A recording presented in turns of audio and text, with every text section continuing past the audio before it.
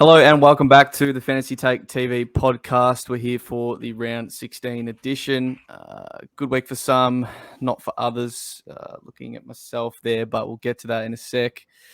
How are we feeling, George? On the home stretch of Supercoach now. Not a hell of a lot to talk about, really, but we'll get to a few things today. I think Dunkley might consume a fair bit of the podcast today. News that he's out for 1 to 2. Yep. But yeah, we'll get to that soon. But yeah, doing okay. How about yourself? Good, mate. Good. Cruising along. JD, how are you, mate? Not to... Still recovering. Yeah. Bit tender, bit sore. So that's all right. We'll get there. Yeah, we'll get there. I'm used to it, mate. Don't worry. I'm sure you're Crows versus Essendon this week. JD, are you keen or what? Oh, I yeah. can't wait. What last time we got you good, you were so mad. You were molding pretty hard, actually. So are you expecting revenge this time? I think it'll be a good game, hopefully. I think Essendon are all right. Is it? It's in Marvel. That's at Marvel, isn't it? Yeah, it is at Marvel. It is at Marvel. Yeah. It'd be interesting to see how things go this week. Someone will end up melting either way, so we'll see how we go. No. Not me. I'm very calm. Doesn't matter what happens, I'd say, yeah, probably. We'll get to how we went. So MVP and fault. George, we'll start with you. Decent week, I guess. It was a bit of a high-scoring one, but like you scored 2,500. And did you just hold, I think, in the end? Or did you Well, I think if I didn't captain Laird, I would have gone up a little bit. Yeah. So I'm 1.5k at the moment, and I'm 100 points off 1k. So pretty tight still. One good week, but how can you have good weeks when you're relying on Day, Himmelberg, who I'll get to in a second? Ben Keys with 0 CBAs. Roll's better than it was, but, you're not a good little bit worried. Yeah. So, yeah, a few negative pods, but I do have like a Zach Butters and a Tim English. So Tim English only 70%, so fingers crossed that works out. Yeah, Captain Laird. I've had a good run with captains the past 2 months, but this just not as bad as yourself. My bad, mate.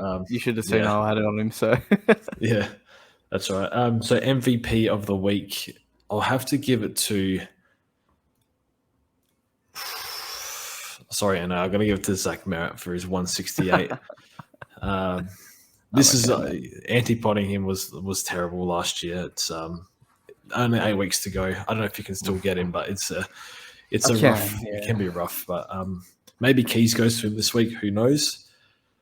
Fault of the week is the easiest pick. Yeah, I didn't even have to think about it. You might be thinking I'm going to say... It's going to be everyone's fault of the week, maybe. You're probably thinking I'm going to say Darcy Cameron, but I'm going to say Harry Himmelberg. This is the most frustrating own I've had in a while. So I didn't see the game, so enlighten me, please. Oh, he's just playing bad. It's just he should be scoring well. He's racking it up, but it's just clangers. He's not stepping out in his kick-ins for a start. You know when you're watching a player, they're just not doing well. Yep. And you're like, finally he gets it, and then he gets no points or negative points for it, and he just it's just one of those sort of picks at the moment. But he had 4 clangers in a row, like unbelievable scenes. So honestly, like he's playing for a big contract. Like play like it, concentrate, stop missing 15-meter targets. So he's annoying. I still think he's a fine like a 23rd, but how much is he still? He's capable. He's capable of better than this, but oh my goodness, he just hasn't given me a good score in 3 weeks. So he's my fault of the week. All right, to be fair, it wasn't ideal conditions for a tall intercepting defender anyway, right? Like I think he did okay considering. I thought I didn't see, but judging by George, he's only missed some easy open kicks, so I don't know. There was some of that. There was also it was wet, so there was stuff where he was like kicking off the ground late for distance and it'd go straight to an opponent, and you just get clanger negative points off that, and it's the right footy move, but for scoring, it's just not good. So there's a bit of that going on as well, which is unfortunate. Anyway, I will just say, like, one of the things, I'll pull up maybe some of the more specific ownership on these, but you're saying it's hard to climb with faults like Day, Cameron, Himmelberg, for example. But I think Cameron's Jack still. Yeah, in the top 1%, I think Cameron's over 70% owned. Sheasel, who scored sub 80, is 60% owned. Day's 50% owned. So like a lot of these guys that scored poorly also have really high ownership as well. I mean, Briggs, who went sub 90, had a 29% ownership. So look, I think the one thing to take out is there's a lot of people that are in the same boat. Yes, Steele, he's over 20% as well. So there's a lot of these guys that are just very highly owned, and yeah, they're putting out bad scores, but you're not the only one. And I think most teams have a combination of two of these. So we want to check on Supercoach data. Shout out to him in a second, just to see what exactly, like how many teams have a combo of 1, 2, or 3 of these. But it's very common. So I wouldn't lose sleep over having a couple of these kind of copium players on field. I think most people are in the same situation. And if you're one of the few teams that has 1 or 0 of these types of players, then you're going to go up the ranks. But I think most people are in the boat where they've got 2 or 3 at least. So for my week, I scored 25.82. I moved up 42 ranks to 202nd overall. So top 100 is still on the cards, which is good. My trades in the end were Seamus Mitchell up to Doherty, and I moved MJ on to Fletcher. So Fletcher and Melican were looped for Oliver last week, and Melican putting up 85 was very nice to cover. My MVP of the week will go to Lockie Neal for his 143 vice captaincy, which ended up being a very good score in the context of the week. I think not too many people did better than that. Maybe a few had Dacos, even fewer probably had Merritt. So yeah, to be able to kind of get 30 points on Bont and 60 or so on Laird was huge. Otherwise George would have beaten me this week easy. And then the fault, I mean, if you're going to take Cameron, I guess I could take Day. To the eye, I didn't think he was as bad as his score reflected, but he was pretty poor early in terms of disposal efficiency, missed tackles, that type of stuff, and it just compounded. But honestly, like I'd be more tempted to even give it to like a Brayshaw or a Laird, where I expect premium scoring out of them, and for them to hit 80s is really not much better than Day going 65. So, Anno, how about you? How was your week? I did forget to mention off the top, I did miss all Sunday games, really. I mean, I was at one, but I still missed that one large part. We were out there watching it for a bit, but I was at the Hawthorns present lunch. For the second year, it's been 12 months since my close mate, Harry's old man, Paul Deere, passed away from pancreatic cancer. And I learned about it last year, but how under researched it is and how deadly it actually is. They had like 3,500 these little purple silhouettes up in the crowd. I think they might have showed it on the TV, I'm not sure, but sort of representing all the amount of Australians that die from it each year. So that was a good day. We were just on the beers, not watching much of the footy, especially being in a Hawthorn room. It wasn't good in there. Not many people happy, but so Dare to Hope is the link for that and the website to donate there. In regards to my team, though, it was kind of like Hawthorn, I guess, in that week, like 23-84. I looked at the end of the round. I'm like, oh God, that's not even, everyone's 2,500-ish. So, I mean, look, I'm holding Sicily. I knew down 1 week or 2 was going to be there, but I needed to sort of keep up, with a good captaincy score and get a bit lucky. But like George, too many fake premiums, like Naz 68, DC as well, Day, Walsh 99. Like I thought he would have gone better than that, but he didn't in the end. And then obviously Windhager covering for Sis with a 60, which, I mean, I guess I'll take. You can't be too upset with a 60 from a sort of cover player, but obviously hoping for more against West Coast. Fault, no one took DC, so I'll just go him. Even though, look, tough matchup against Wits. I watched a little bit of that, I think, that was Saturday, wasn't it? Look, I still think you can do not in the 90s the rest of the way home, but copping a 60 isn't great. And then MVP, give it to Sarong, I guess, 138 and not the highest owned, I don't think. Haven't checked, but what is he, around 50 or so? Top 1%, something like lower that. Lower than that. Is it even lower? Okay. Who's this? Sorry.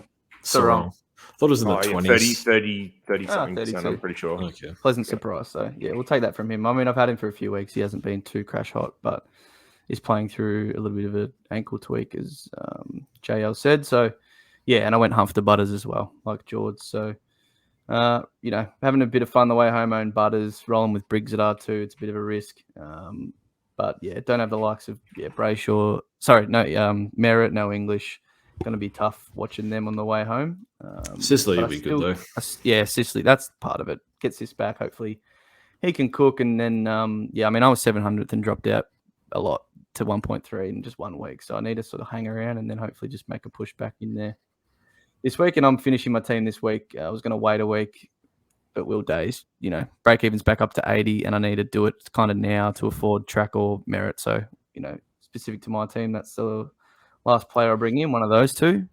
Who do you want out of Probably those going two? track. I mean, 30% owned still. Merit's 90. What's the point? Is how I see it. And track. I mean, and that's. I shouldn't even have to argue the point of ownership, right? Track's been cooking, so they probably do similar, but Track's just been on an absolute tear. So I'll probably bring him in, and then I'll have to field Windhager, and we'll get the Dunks being out. I'll probably have to field Chincotta, field both of them, which isn't good. But hey, I knew my season was sort of over as far as going really well, so just ride the team out with 2 trades to the end. The news, as George said off the top, it is really Dunkley we've got to speak about. Me and George obviously VCing him with a lot of others, compounded into seeing Laird. But 1 to 2, he'll be out at least this week, and then they're hopeful, I guess, of next week, which is against the Demons, right? So, maybe they want to play him against a tougher side. We'll see. Neil was on 360, I think, and he said he could miss 2. Yeah. I mean, he's not medico, but anyway. It's like a calf knock, right? So it's not a strain, but Hewitt had the similar thing last year, right? And that was just bad. Ended him for the rest of that year. So it's not great. I mean, I wouldn't trade him this week, right? Depending what your cover's like, but we can talk about that in a sec. We'll specifically talk about him. I'll just reel off the rest of these news. Took's a test, so he could be back. Clary as well. We speak about him every week, of course, but wait and see. Matty Roberts is a test, so anyone still him on the bench. See if he can get back into the side. Probably comes through the VFL. Yeah, that's all. Probably. Most likely.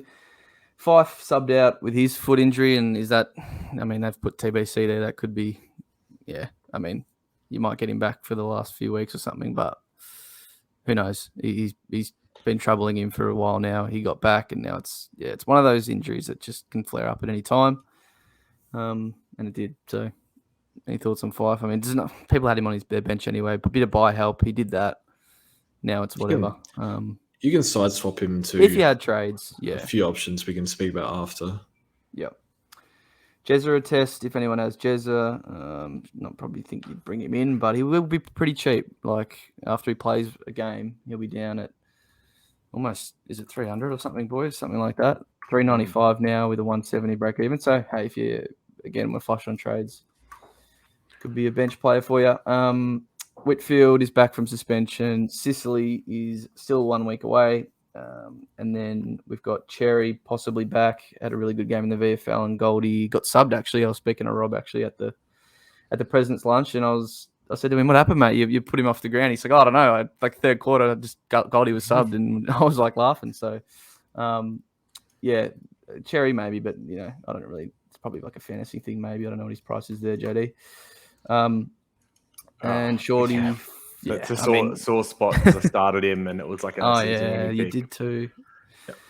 Yep. You think they give him games the rest of the year? Just if he's number 1 ruck, he'll score well. But yeah. 150 DT in the VFL. Who was that against? Did you know? Did you see? Williamstown, I think. Yeah. I mean, JD's right though. He can score. Number 1 ruck. Yeah. Shorty's a 4 to 6 hammy, which is disappointing, but Tigers season's pretty much done. I guess this week you could probably say is a final on Thursday against Swans and Tigers if either of them want to actually do anything, which they probably both won't anyway. And we announced 2 debutants, so Banks and Jacob Bauer, who I think many fans have been calling for a while, but I think maybe they finally realised after the 80-point loss on the weekend that it's probably curtains. So they've been playing really well for a while, those 2 boys. Bowers kicked back-to-back game-winning goals in the VFL, which is huge for him. So good to see him get a gig. I don't know where they'll play. You asked me. I have no idea. I know Bowers been playing a bit of defence, but they can both play sort of either end. So I guess it matters who's out, right? Shorty, one maybe to defence, but we could shuffle. I think we were speaking before. We recorded. It could be Baker going back there. Who knows? I can't tell you. So we'll see. I mean, it kind of ruins them, I guess, for next year Supercoach pricing wise. It just doesn't matter at this point. I would have liked to have got one of them last week. If they would, a week early, I would have had one of them on my bench for the run home. But yeah, that's it, boys. Any other news we have missed? JD, have you got anything you've spotted or wanted to mention? No. I've just loaded up the player ownership in the top 1,000 for a bunch of these players, so I'll reel that off in a second. George, is there anything that we missed that you thought was important from an injury or news perspective? We're going to get to Dunkley in a second. No. By the way, after. Yep. Okay, cool. So just quickly then on those players. So I loaded up. Here are the about 10 that I put in. So Darcy Cameron, Sheasel, Day, Briggs, Steele, Lloyd, Ridley, Himmelberg, Zeeble, Rao, Mitchell, Mills as fakes or kind of like fake range-ish. And so looking at the top 1,000, over 700 coaches have 3 or more from that group.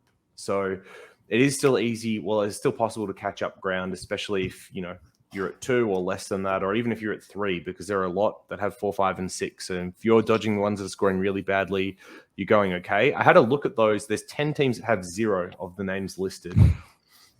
The highest ranked one is 31st overall, Smith in Western. He's the guy that won the weekly, and he had Sheldrick at M8. So I think that's having a quick look at some of the other ones that are high ranked. Some of these that don't have any of these fakes still have a rookie.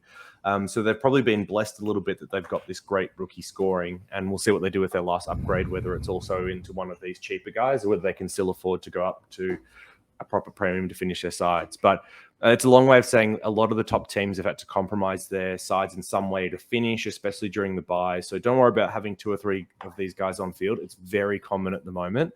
And I wouldn't take it as a season over or anything like that. You can definitely still climb in that context.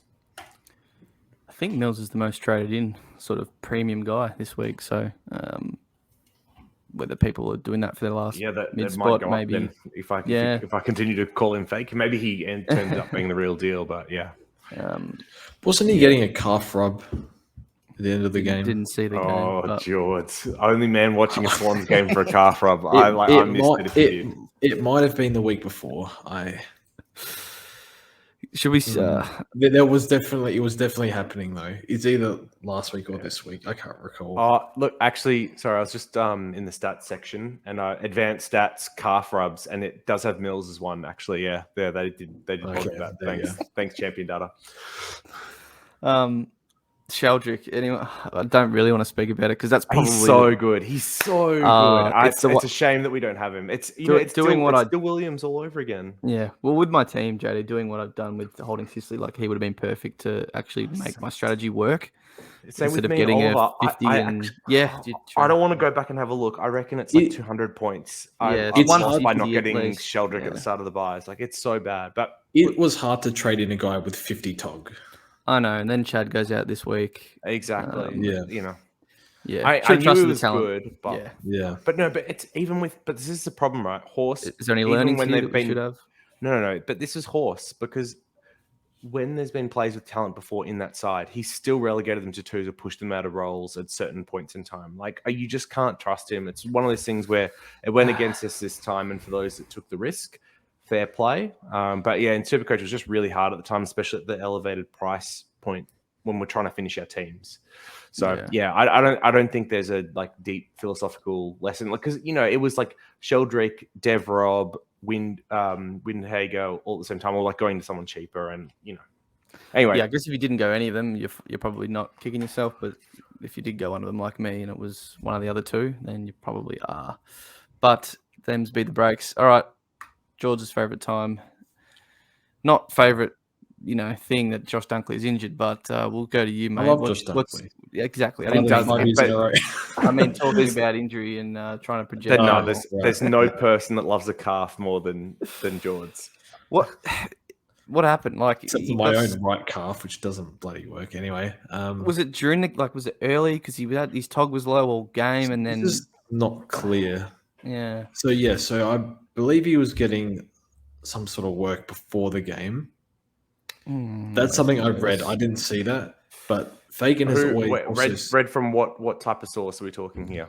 We're talking Discord general. Okay, so no source. Okay, so maybe I should. That's below Big Footy, and that's hard to beat. It does add up because his tog was very strange for the entire game.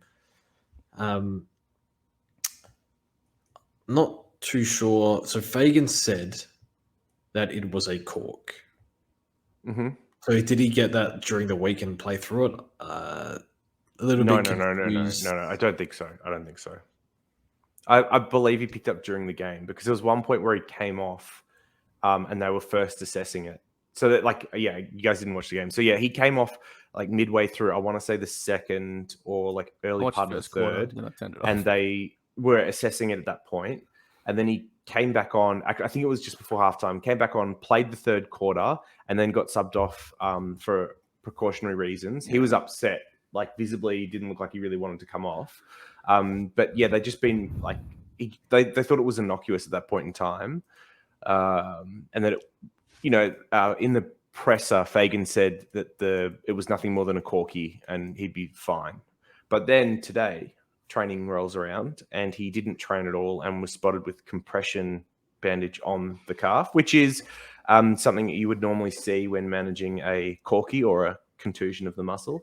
So that I think rings true. The sign that was obviously concerning is for that type of injury, if you're playing, if you're not doing any running or any training on the Tuesday, it's very unlikely you get up. And actually, I think it does put some concern into my mind about whether he plays next week.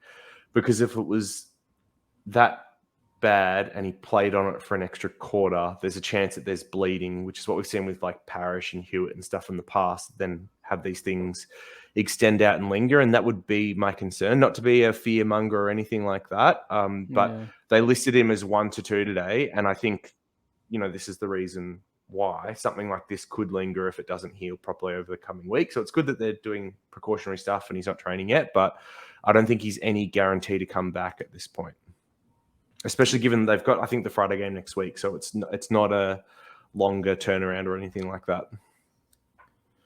So I'm in no position to trade. If I did, I'd probably go all the way down to Mills and put that 300k on top of like a Weddle and get Sicily next week or something. It doesn't really add up anyway. So I'm treating this as a 2-week injury. That's what I'm expecting. And I will be fielding or be looping just the way with my DPP works. And half the reason why I got Butters in the midfield was for times like this. So you can put Weddle.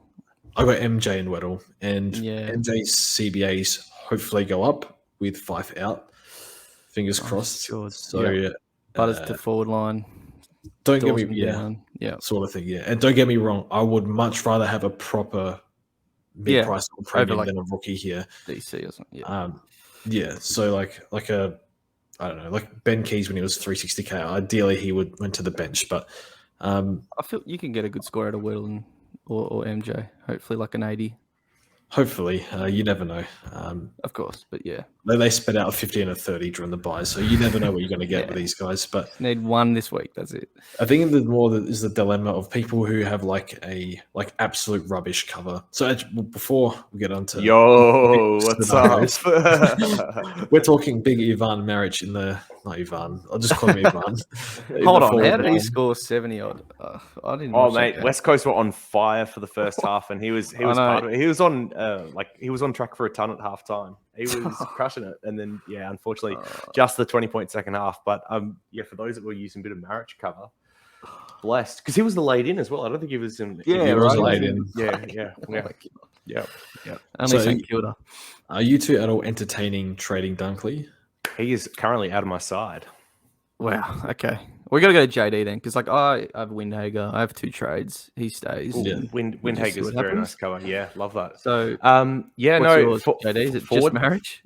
Forward line's the one part of the ground where I don't have good cover. My current bench is Davey, who may return after a good effort on the weekend, and Buller. Yep, so I got the wrong key forward. Not that I really would love Marriage here anyway. Like if Buller returns and plays, like I'll loop his score to see, but like I'm not taking it.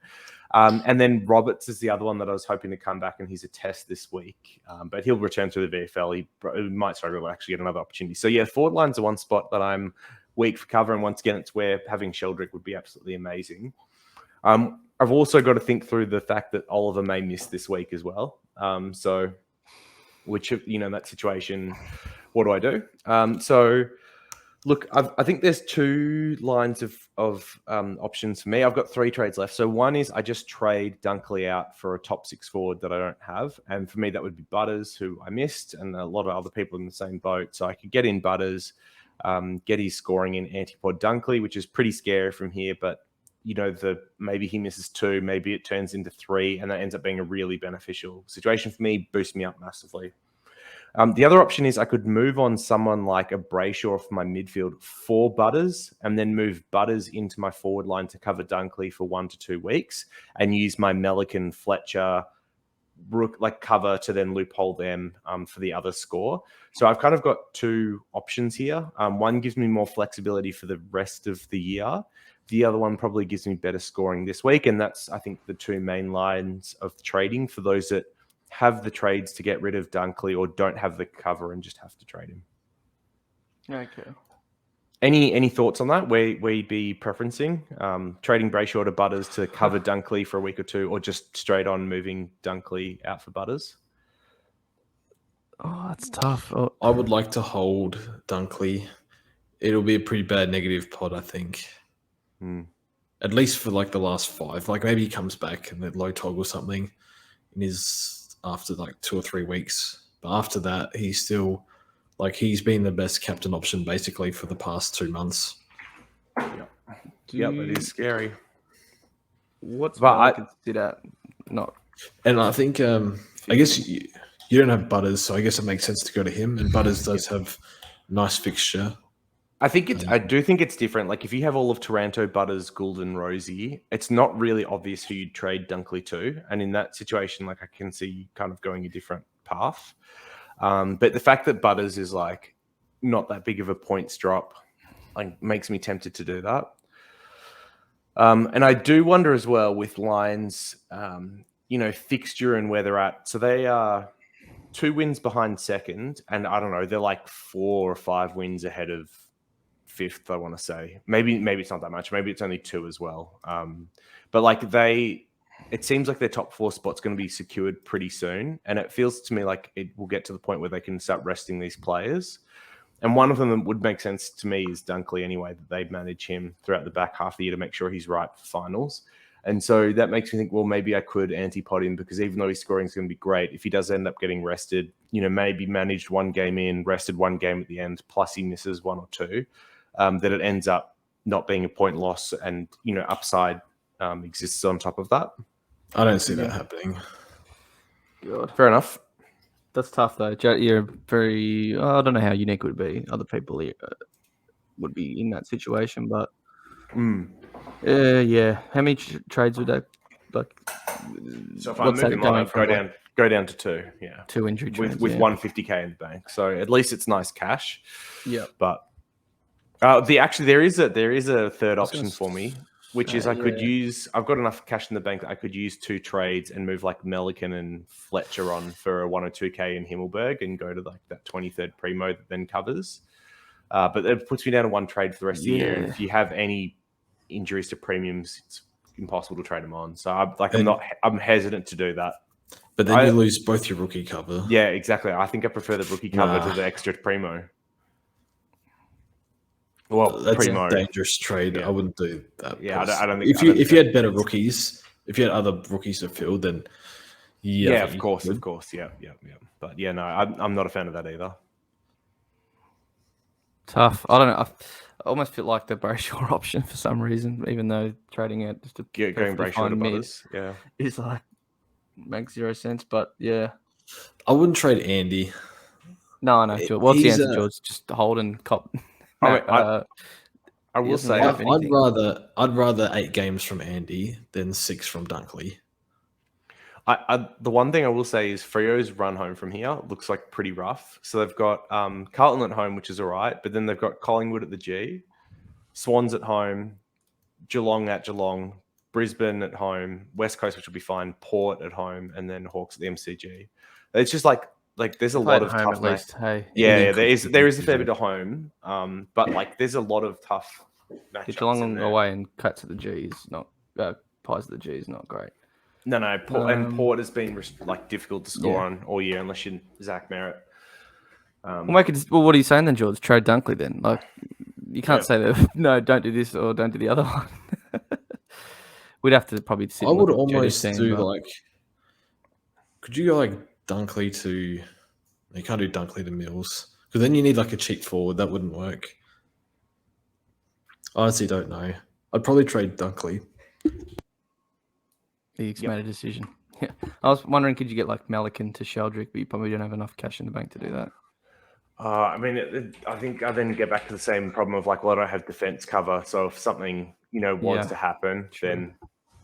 So I've got 67k before trade. So no, I wouldn't be able to get Sheldrick, unfortunately. Okay. All right, we shall move on. But yeah, depends what situation you're in, of course. Would you be comfortable fielding Marich for 2 weeks if somebody was in that position? You'd do something about that. No, I wouldn't do that. What's he that going to could be score 50 against the points total. Lions? It might be 20 this week and drops next week. Like that. That's why I think like just trading at this point. If you've got the injury trades, you've got to get some points out of them at some point. Going down to 2 makes me a little bit nervous. I'd rather still have 3, to be honest, from here. It's just one of those ones. If he's just 1 week though, then you've traded him. Yeah. Yeah. It's true. It's the risk. I'm one thing I'll be doing this week, and for anyone else that's a Dunkley owner, so everyone should be, is monitoring Brisbane Lions training reports to see if he's back on the track and like running, and what type of intensity is that, and if that's still like low or nothing, towards the end of this week, then I'd guess that he misses next week, to be perfectly honest, or at least comes back and plays managed minutes. Yep.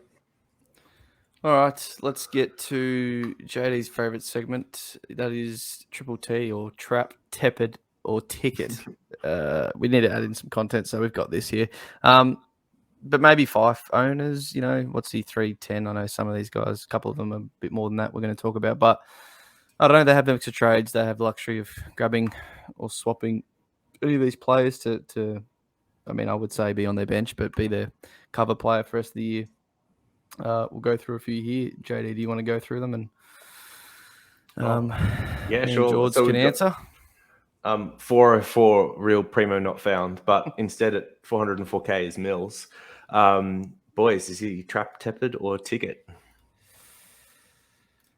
There's no reason why he shouldn't go well from here. His definitely has Ticket potential, George. Yeah. Yes. 76 CBAs I watched, but no Warner. So what happens? I think Horse is probably thinking that we need to make finals, and although he did play defense in the grand final, so I think we'll see Callum in there a bit, because he was in there a bit before he did the calf. Yep. So I think even he started wing, then he pushed straight up to the ball, then he went off, and that's the last time we saw him. PTSD. Thank you. Yeah. I think it's a fine pick. I don't like I guess with this sort of stuff with injury, players coming off injury, like it's 8 weeks. I think it's worth the. His injury history is not that bad. He's had a little bit, but it's not like a yo or anything. He's in his prime, so he should be fine for the rest of the year. You hope. And what does he average? If you give him 60% CBAs, he can do 115. Yeah, exactly. Yeah, that's what he's capable of, but I don't think he'll do it. So I think he can do like 105. Yeah, mid-season injury, I think he'll have his down games. JD, would you be happy finishing your team with him, actually, like being your M8 or something? Or I think at his price, he's definitely got Ticket potential. So for last year, with 40% or more CBAs, he went, I think it was like 118, and he had maybe one game had below the 200 that, or something like that. Yeah, I mean, he did. Yeah, so and then this year, I think in game 3, he's had 50% or more CBAs. He's like averaging over 100. So I don't see any reason why he can't go like 105 to 115. It's probably at the lower end of that range if I had to peg it. Warner still TBC on the calf, but we'd imagine 4 weeks if it's TBC, like maybe a bit longer. Doesn't sound good. So I reckon he's playing at least half of the run home in the midfield. I'm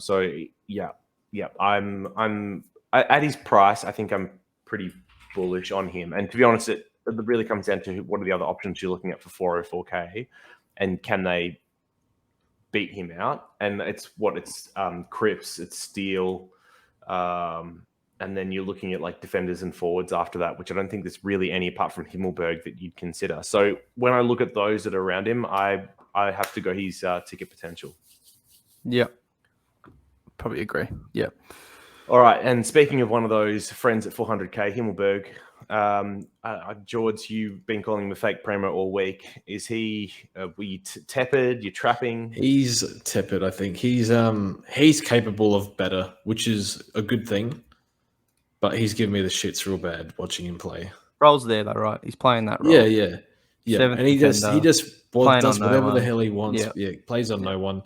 He hasn't had like any really, really good intercepts. He's had a few gimmies, and his ball use has been terrible as well. And defensively, he's been poor. So he hasn't looked great. Yeah, the one game against North, then the bye, and then this one in the slop. So I think. Are you worried about him being moved forward again? Well, Whitfield comes in. It just depends what happens to their forwards, right? I mean, it could happen. Hogan's back. It does sound like they've moved a lot around just to keep him happy in defense, I think. And they're trying to keep him. He still hasn't signed yet.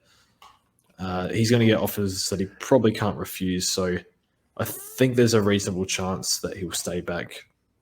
Let's say more likely than not. Maybe if they get like a mid-game injury, something could happen. They see him as a defender. That's what they said. So I think it's fine. I think he's a decent cover play. Very durable, which is nice too.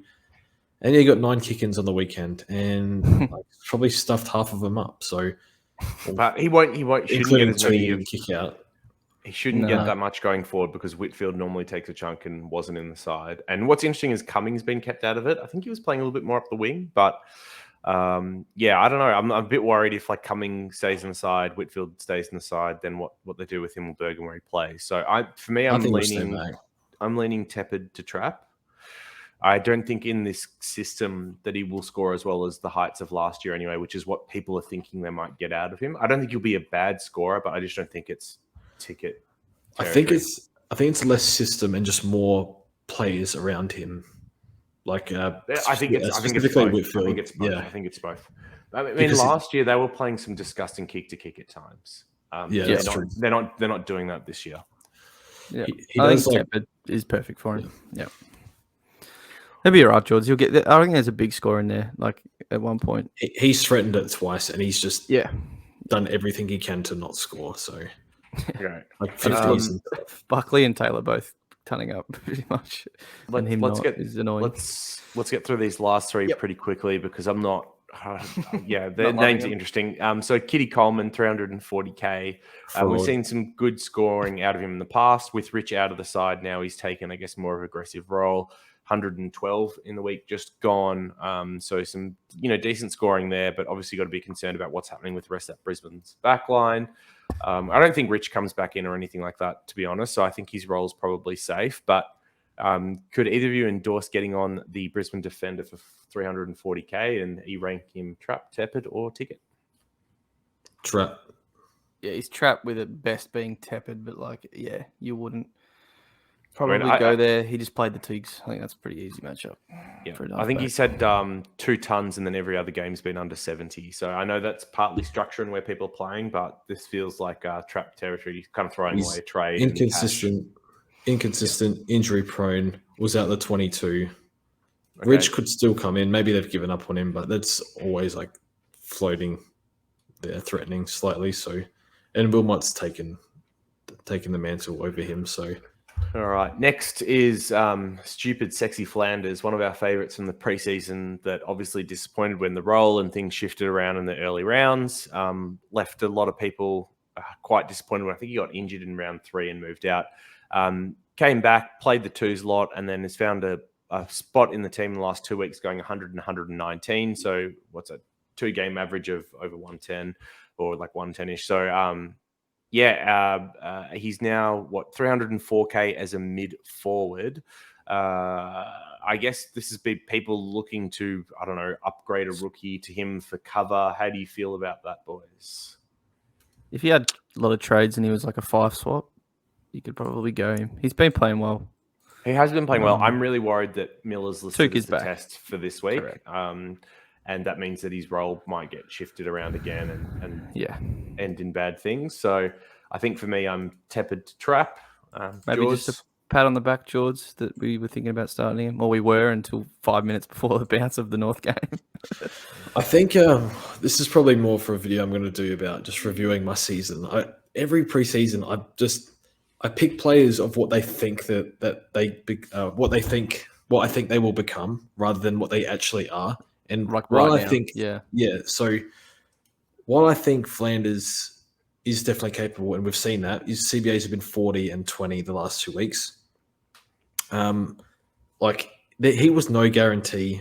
For a start, he hasn't proven it at AFL level, and 2, he was no guarantee to get enough mid-time. So, and it's the same thing now. I think he's still showing what he's capable of, but like with 20% CBAs, 2 coming back in. They just have 3 mainstays in there that he just won't ever get ahead of. It's weird because like you don't know what they're going to do. It's a bit like with Ben Keys. Like I don't know what his CBA is going to be week to week. We remember that when Took was playing with Fiorini had 50% CBAs. Took goes out. Fiorini CBAs goes drop. down. It's a strange one. I don't understand what's going on here. So for 300k, I think he'll hold his place in the team because he's playing well, and he's a cover player. I dare say, if you're absolutely broke, he's not the worst F6. But yeah, I see 20% CBAs. I see 2 coming in. And I think ultimately, I'm going to move this conversation on because the next player we're talking about is Sheldrick, 310k. He's got a 3-round average of 95 or so. And with Warner out of the side, it looks like his midfield spot and job security is secure. And I think that's more than we can say for Flanders. So at 310k, I guess like just compare the two for anyone that is actually in this weird position where you're actually weighing up these guys. Would anyone have Flanders over Sheldrick? No.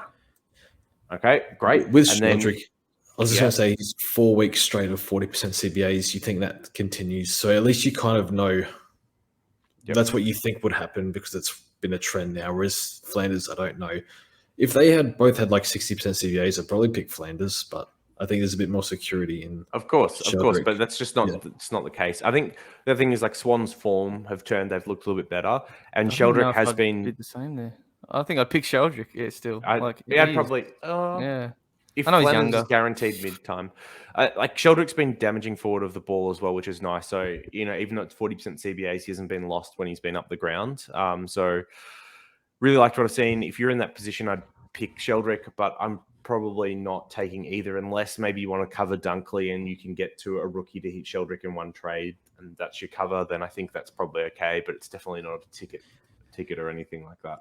It might be like you said, but like we were saying before, like if you have 5 and it's just you only have one trade, you just go 5 to. If you had like 4 trades or something, and you wanted to use one, maybe you could just do that.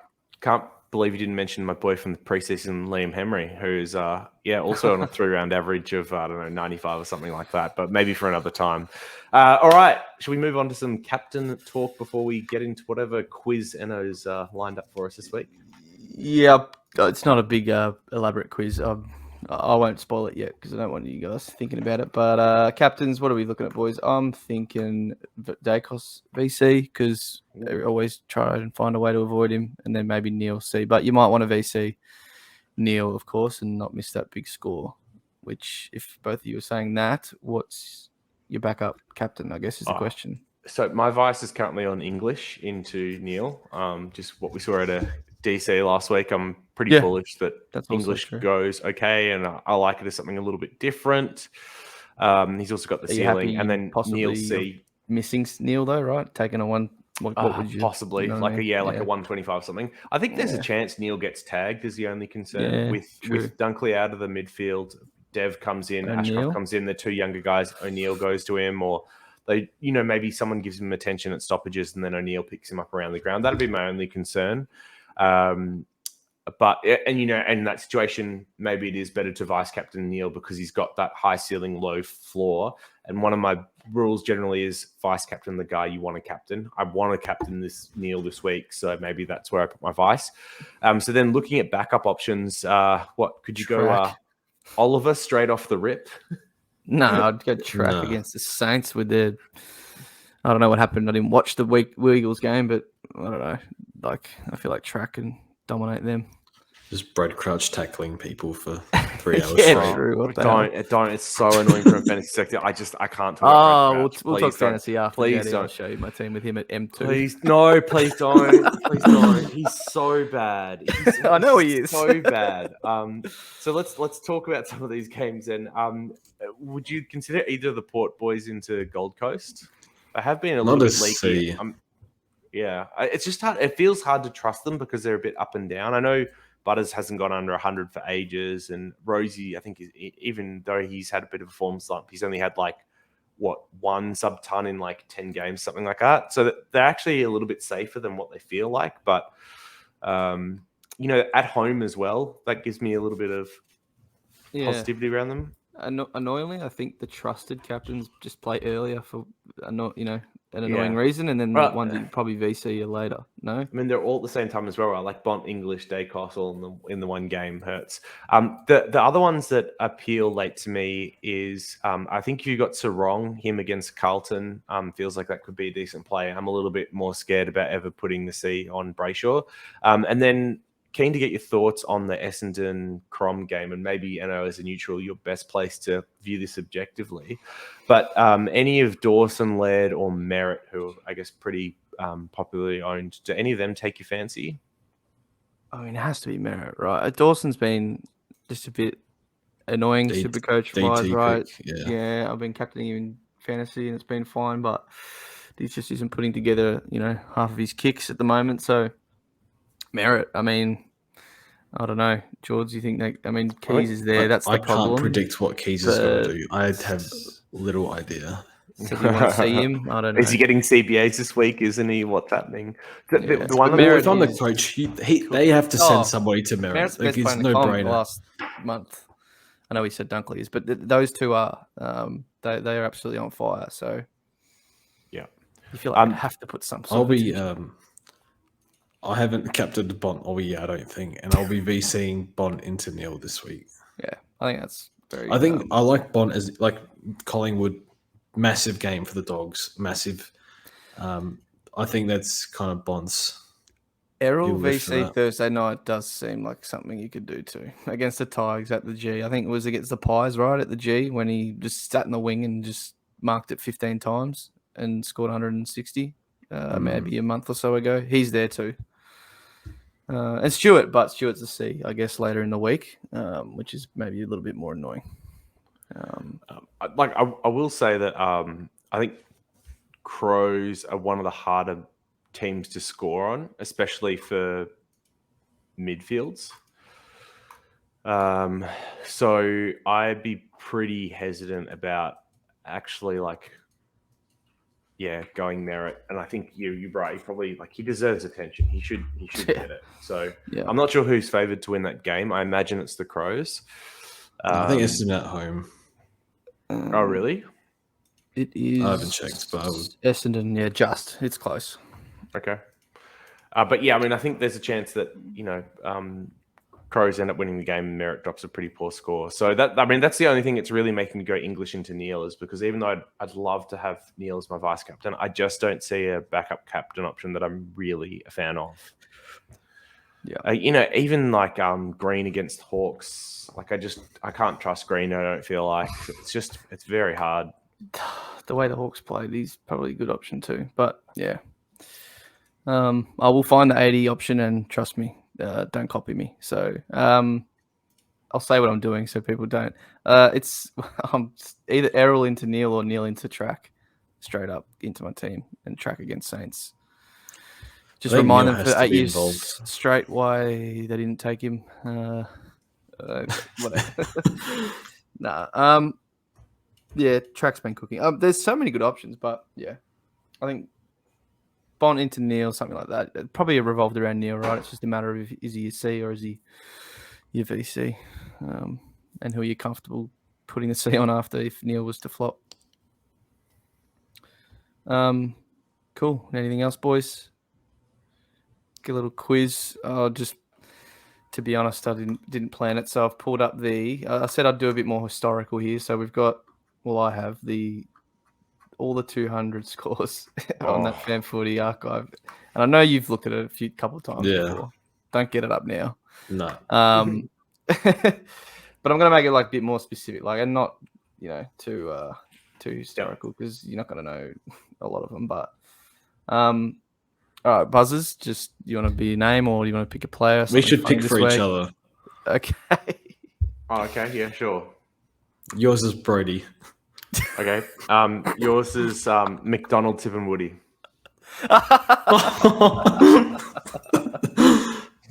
Better play. I'm just going to say Tipper. Yeah. Oh, no. Tipper. That doesn't count. All right. Ready? Question number 1. The high score of all time. Who is it and what is it? And closest, obviously, if you don't get it. McDonald, Tip, and Woody. Yes, Jordan. Buddy Franklin. 256. No. Jonathan Brown, 262 or 256. One of the two. Say 262. Long as you, mate. Okay. Yep. No, you are right. He is. How did he get there in the end? I did a video. I should have let him guess. You shouldn't have shook your head, JD. Yeah, I should have just let him guess wrong. I knew it was Brown. I wouldn't have guessed it was 262 though. Yeah. I knew it was. JD. Was it 262? Yeah, it was. Yeah. Oh, sick. How many goals? What, like his stats? 8 goals. It was like 18 marks or something.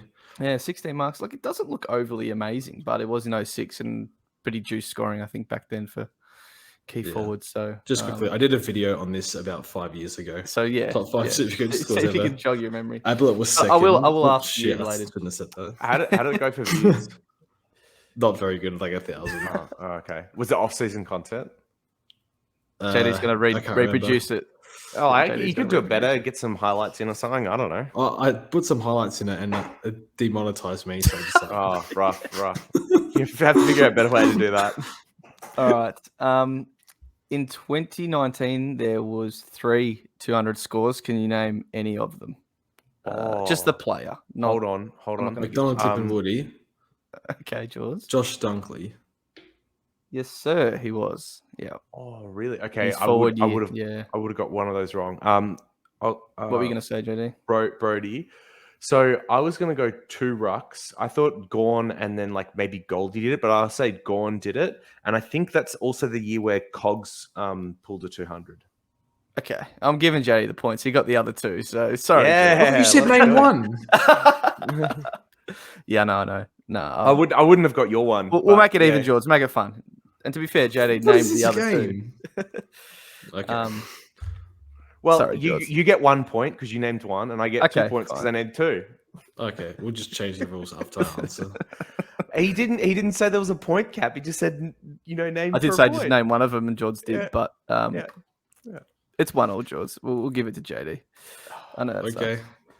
You get that one, mate. In 2018, there was only, pretty sure, 1 player. Oh, no, that's wrong. There was 3. Who was the highest that year? This is probably not going to happen, but with a 200, I'll give some clues, and you can, because you're not going to get the player, but hopefully you can. It was against Gold Coast in round 21. He scored 219 Supercoach points, had 23 kicks, 14 marks. Is this player retired? No. He kicked 10 goals, 6. This is in 2018. Brody. Yep.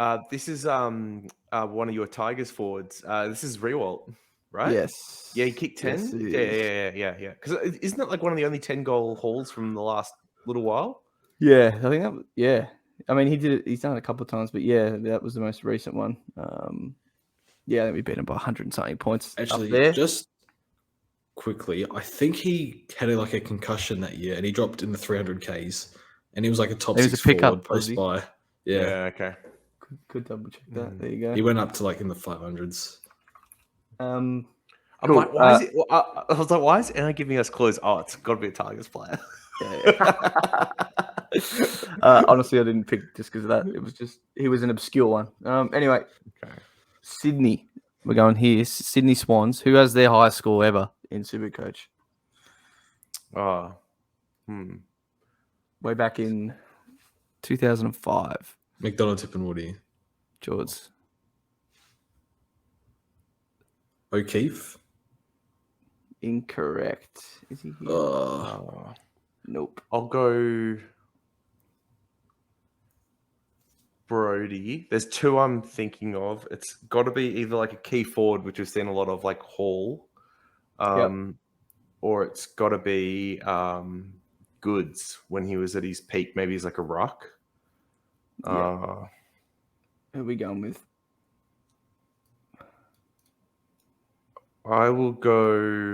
It was against the Crom. I don't know what the Crom was like in the early 2000s. I'll go Goods. Yeah. Adam Goods, 226. Should have said that. Yes. He had 33 touches, a goal, 5 tackles. Again, doesn't seem overly amazing, but Did he not make your video, George? What happened? Is that not good enough for top 5? I think it was like 230 plus. All right. Last one here. I'm going to make it up on the spot. So a lot of these are all, key forwards back in the day because the scoring was just juiced. And then the top one that's not a key forward is Gaz, and that you guys probably would have got that. So who's the next highest score that's not a forward and not Gary Ablett? And he's actually the 4th highest ever, and it was a 245. This back isn't in 2005. A trick question like McDonald, Tip and Woody. like Richo on a wing or something like that, is it? No, Richo's there. I didn't count him, but he was a forward. Okay. It was because he kicked 9, so it wasn't because of that. 2005 was Richo's prime Judd. Wait, I think it's wrong. I'll say Judd. He's the next one below this guy, George. Unfortunately, he wasn't had a 230. Wasn't 06 the year Judd went crazy? Yes, yeah. His 230 that's there is that 4-goal game against Brisbane. Oh, I think I know it. Oh, wait, You doing 05. Let JD go. I'm like Midfielder from that Dangerfield. time. Yeah, I was thinking like it's Dangerfield or something like that. So no, like you go. I don't. 05. Is it wasn't playing. Collingwood player? No, it's not. If I say the team, probably gives it away, but it was against Port. 30-3, 12 tackles might help. Bit of a tackle machine back in the day. Didn't mind a long sleeve. Heard? No. Recently dusted into the Hall of Fame. Yes. Bartel. Brody Bartel. Yeah. Jimmy Bartel, 33 goals, 12 tackles. Wait, there you go. I don't seriously, it's Bartel? Bartel? Yeah. Wait, what was his stat line? What was his stat line? 23 kicks, 9 handballs, 10 marks, 3 goals, 1, 12 tackles. So did stuff the stat sheet. But again, JD, like I was saying, back in 05, I feel like they just, you look at some of the game logs and the good players got a lot of the points, and then there was a lot of like 40s and 30s from just defenders who got none of them. Like the pie seemed to be a lot more just give it to all the, they've obviously changed their algorithm across the years. He actually had a couple of 200s, JB. So he was good back then. Like back then. Oh, sorry, you go. I was going to say Ruckman, like they wouldn't have had the hit out points. No, that as well. Hit out to advantage. They used to be 3, I think, maybe 4, 3 or 4. Now they're 5. Yeah. If you got an open in front of you, two things to be interested in. What was the highest score without a goal kicked or like a score registered? And then are there any double tons without tackles? Okay, so there might have been, who was that defender for Richmond who had like 30 Bowden. marks? Yeah. He's actually there, but there's someone above him without a goal. He actually kicked it behind, but I know Bryce I wonder if Gibbs you guys 200. remember this. Brisbane player 07 against the Tigers. He had 30 touches, 13 marks. First name Josh. Brennan? No. Josh Drummond. Dunkley Senior. No. Josh Drummond. Josh Drummond, yeah. That's remarkable. I don't think I know him. That sounds really bad. Was he a good player? Not really. Or is this no. like an obscure, like did he play 100 games? It's definitely obscure. I think he did. I think he might have. Yeah. Remember the but name, rings a bell. He definitely wasn't like a. Yeah, not a. No, he actually didn't get there 94. There you go. But he was just a battler. So I really don't know how 30 touches, 13 marks scores that, but must have been pretty good. And then the next one was Bowden, George. And then what did you ask? Without No a tackle? tackles. Yeah. Actually, Jonathan Brown didn't lay a tackle. Oh, that makes sense. That makes sense. Not his first one though. He had a tackle. Okay. He's 230 against the Bombers when he kicked 8. No tackles. Man, I would love to see some of the scores from the 90s if they actually went and did like CD scoring. You know, for some of those like where, like just bag of 13. Plugger and stuff like that. I remember talking to prime what's his face? Lee Matthews, Prime Lee Matthews games. I'd love to see what he would have polled, because he was like Gary Ablett Jr. before Gary Ablett Jr. was the thing. Well, you averaged 3 goals a game in the midfield. Not so. I was speaking to Chris Story, would have been over a year ago now, about I think Nathan Buckley. And I think he said that Buckley would have averaged 140 plus. Yeah. In some of his. Actually, comparing all of Hurd, Buckley, and Voss on, that would have been amazing. Who's the most obscure play here? That he just like, there's Corey Jones from North in 08, scored a double ton. Lindsay Thomas had a bag of 7 and no way. Eight no way against the Blues. That's not believable. That's actually not believable. 7 goals, 5, 8 tackles from 19 kicks, 1 handball. A few hangers there probably as well. Looking at Daniel Kerr's one, 225 in 2007. He had 28 touches. Yeah, fine. 3 marks, like no goals, 7 tackles, 8 frees 4. 8. He must have had like a holding the balls, possessions, and it must have all been late in a tight game or something. Very, very funny. That's on Fan Footy. You just search that, and highest Supercoach scores ever. It's been there for a while, but that's all I could think of doing because I didn't have time to write any questions tonight. Anything else, boys? Before we sign off, I know we said we do a shorter one. An hour is as short as we can get to. That's how we did can all right. I guess maybe ideas for content if anyone. I mean, we probably get some questions in because right now it's kind of just specific team based, really. Cop an injury, or I mean, there's not too much to do from here. Maybe we go and have a look at the top 5 teams next week. See what the differences are, and predict who's going to win it from here. Yeah, true. Gets it because I mean that involves some people in our own community, so we can get. That's right. And actually good now with that update, how that pulls the team up on the screen. We can actually do it on YouTube. More and visual. Have a good look. Yeah. Good idea. That's a good idea. We'll do that next week. All right. Thanks again for watching, listening, however you're consuming. We'll see you on next week's podcast. Cheers. Peace.